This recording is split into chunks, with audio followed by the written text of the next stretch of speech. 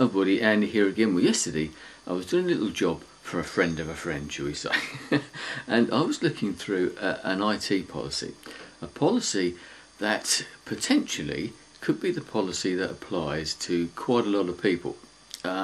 Everywhere where you work has to have really some sort of IT policy. If most people now use computers, I totally understand that, and they've got access to the internet and everything, and you need these things for both sides, and I'll come to that a bit later. It works to protect obviously the company, the employers, and also the employees as well. So you've got so everybody knows what they're doing, basically. Everybody knows where they stand. But this particular policy surprised me because I happened to see it last week.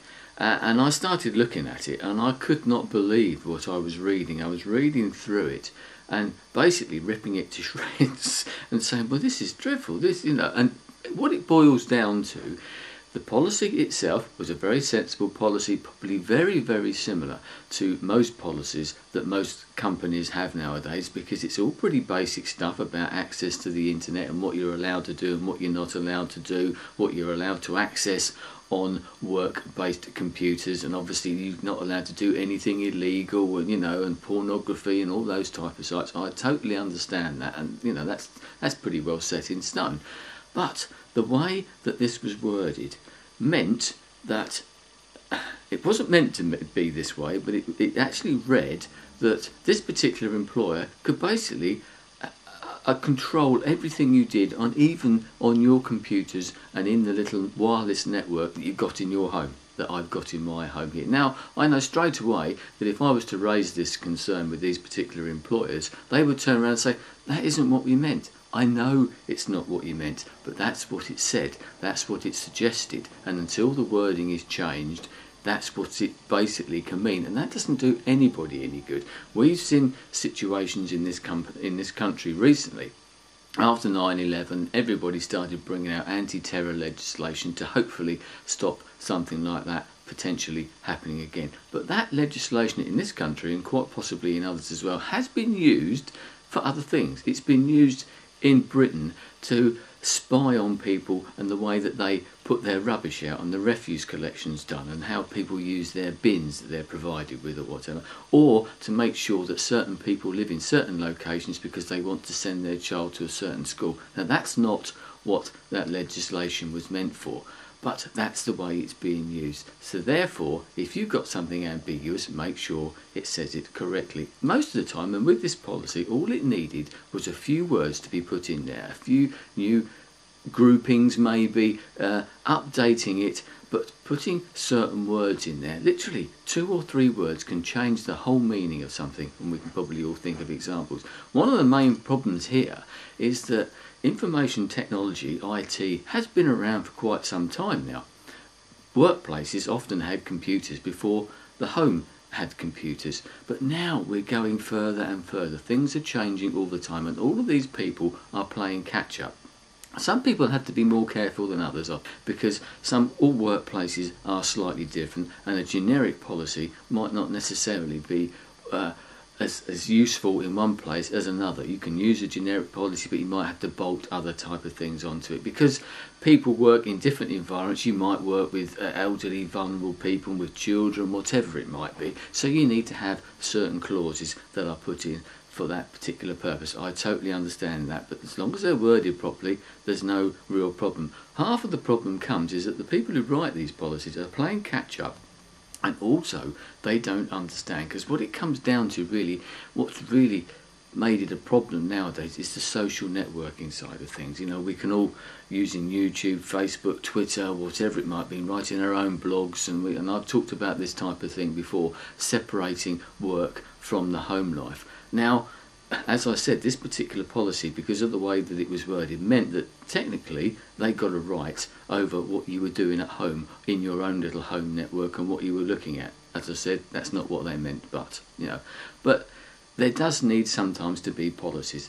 That policy didn't have clauses in it that I was expecting it to have in it about the use of social networking whilst in the workplace. Some places allow that, because it's okay. Other places certainly don't want their employees messing about on Twitter or Facebook or whatever it might, or buying things on eBay and sorting out their shopping and that type of thing. I totally understand that. I can see it from both points, and that's why this friend of a friend asked me to have a look at it, because they knew I would look at it from a managerial type of side, an employer side, but also having worked as a staff rep, a union rep, to see it from that side as well. This particular policy I was looking at was so bad that if they actually wanted to prosecute someone for doing something that is illegal, the union, if I was a union person, would turn around and say, well, this policy is such a complete dog's breakfast, as we say over here, that how can anybody actually be expected to follow it? Because some things were quoted twice, it was all over the place because clauses that had been added in,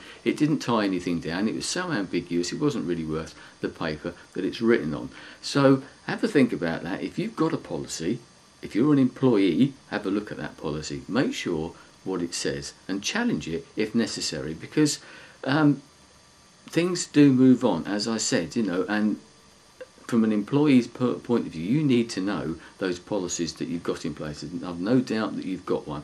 But one of the problems, as I pointed out to this friend of a friend, was that in the little report type of thing that I wrote for them, is how much training has actually been done to enforce this particular policy in that particular workplace, and in any workplace for that matter. How versed are the employees with that actual policy? Because it works the other way. If you haven't given the training to the people and pointed out what is in that particular policy, especially as it is being completely updated year on year on year, then that's another way that people can weasel out of particular problems that might arise. So from an employer's point of view, you want to make sure that your employees know exactly what they've signed, exactly what you've given them, and exactly what it all means, and try not to make it ambiguous.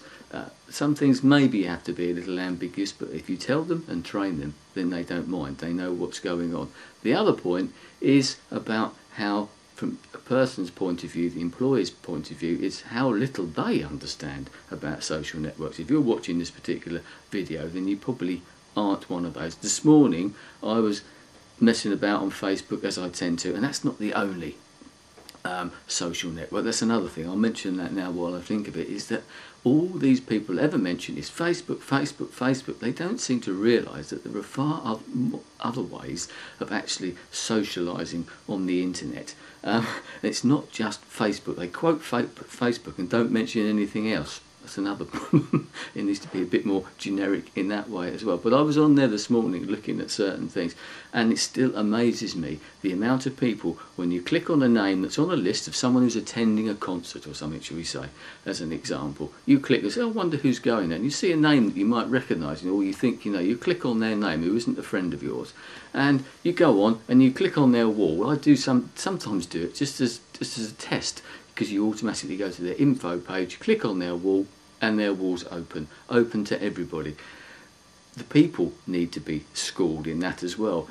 From an employer's point of view, point out that type of thing, because that could, once again, could protect both sides of the argument as well. So have a look, make sure that you know what you're doing, make sure what you're signing up to, and if you're the employer, make sure that you've actually got a policy that is worth the paper that it's written on. And if you want to hire someone to sort it out, well, give me a call. Anyway, I'll leave it there. You can think about that for a while and scurry around and try and find that policy. Or next time you go to work, dig it out.